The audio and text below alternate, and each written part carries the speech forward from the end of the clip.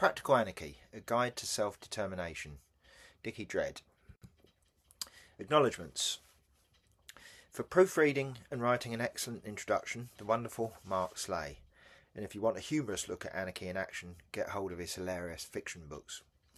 For proofreading from a US perspective, the lovely chap that is Matt Novak.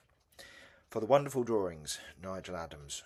For coming up with the title of the book, I of course had a slightly different title in mind involving swearing, Zoe Paynton.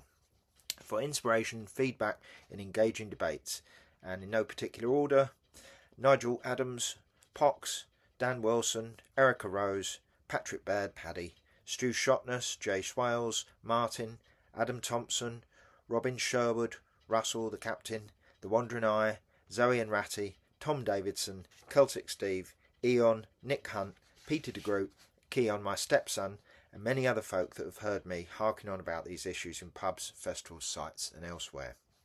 Oh, and AI comes out with some utter bollocks on these subjects most of the time, but good for proofreading and supplying references. Dedication. This book is dedicated to Nigel Adams, Nig. I've known you for more than 40 years, and from the start you were a walking, talking inspiration. Your bedroom back then was like a punk cathedral.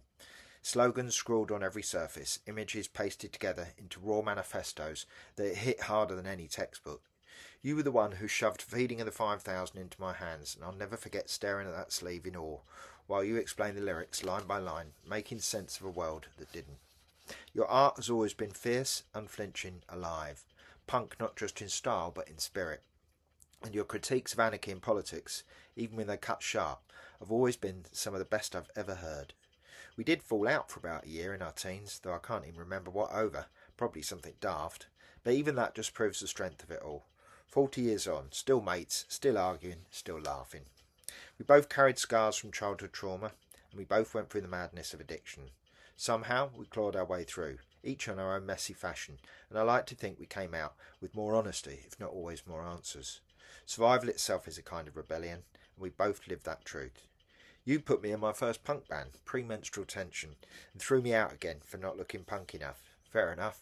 Without you, I might never have found my way into all of this. So here's to you, Nig, for showing me punk, for showing me anarchy, for showing me how to stare the world in the face, even when it stares back ugly. And there's a picture of Nig when he was about 13 in his bedroom. Introduction to the author. Always a bit odd reading these about yourself, but there you go. Dicky is no stranger to living the ideas he writes about. Under his academic name, Richard Leach, he published textbooks in physics and measurement theory, though he often jokes that the only things he ever measured with true precision were the joint skins and speaker distances at late-night raves. A professor of physics by trade, he admits he chose measurement theory because the rest of his life was too unpredictable to calibrate. What he has measured most carefully, though, is freedom, in theory and in practice. From spinning ska and reggae in muddy festival fields to wiring up solar panels on caravans held together with gaffer tape, he's lived the experiments in autonomy, solidarity and survival that run through practical anarchy. His festival prowess once stretched to keeping a sound system going for 3 days straight, though he admits the mystical stamina was more down to dodgy instant coffee than cosmic alignment, or maybe something else. Friends still tell stories of him DJing in the rain while trying to hold up a tarp with one hand and a split with the other. His work spans how-to guides for New Age travellers, cultural histories of resistance, raw autobiographical writing on trauma and recovery, and now a sweeping account of why money, the state and religion hold us back from freer ways of living. He's also been accused of being too kind for an anarchist, the sort who'd stop mid-rant about capitalism to offer you the stew and a blanket. Meditation and philosophy, especially time spent at New Buddha Way with Professor Hunt, shaped his thinking alongside years of fieldwork, squat protest camps and improvised kitchens, where he learnt that lentils can in fact be stretched into 3 meals if you're inventive enough. His writing cuts across science, politics and lived experience, always fueled by baselines, bonfires and the sort of gallows humour that keeps communities going when the police turn up and shut the party down.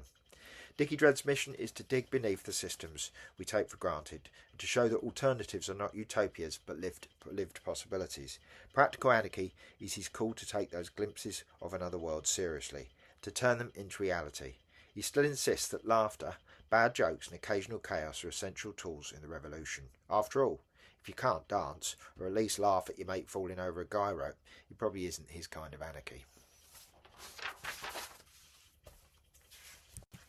Introduction by Mark Sleigh, who also did the proofreading. In general, it's fair to say that anarchism has a bad rep. When Yeats said, "Things fall apart, the centre cannot hold, mere anarchy is loosed upon the world," he didn't mean it in a good way. In his famous poem, Anarchy is a rough beast. But he was right in as much as things do fall apart. Many things that once seemed permanent and immutable, like the Roman Empire, feudalism and slavery, all cease to be, although few people alive at those times would have imagined the possibility. It's conceivable that we, in the modern era, despite our ability to access information, are not wiser than our forebears, that our imaginations are just as tightly constrained by societal horizons as theirs were. Most of us still believe that the way things are is the best way, but things, they fall apart. Do the pub test that Dicky sometimes refers to in these pages, and ask someone how the current system is working out for them. Ask them about their job, or the environment, or how they think the future will pan out. Maybe, depending on who you ask and where the pub is, they won't have too many grumbles. But now ask the same question in a Rio favela, or a cobalt mine in Democratic Republic of Congo, or a food queue in Gaza, or an American prison, or a Chinese factory. Ask any randomly selected human being on the planet, listen to their reply, then ask yourself how well the global politico-economic system is really performing. Maybe we owe it to ourselves, to each other, and to future generations to examine other possibilities. What, for example, if mere anarchy were to be loosed upon the world? After all, anarchism so far has been responsible for precisely zero genocides, famines, wars, pogroms or massacres. The biggest fear around anarchism seems to be that those who are the most greedy, violent and uncaring will set themselves up in authority.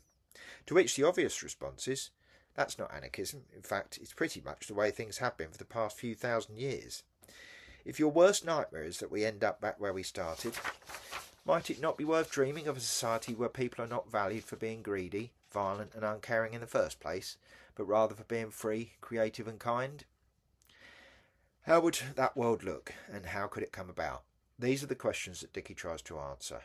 His approach is thoughtful, measured and inventive, and he draws on other thinkers, extrapolates from past and contemporary examples, and touches on his personal experience to imagine a world with rules but without rulers.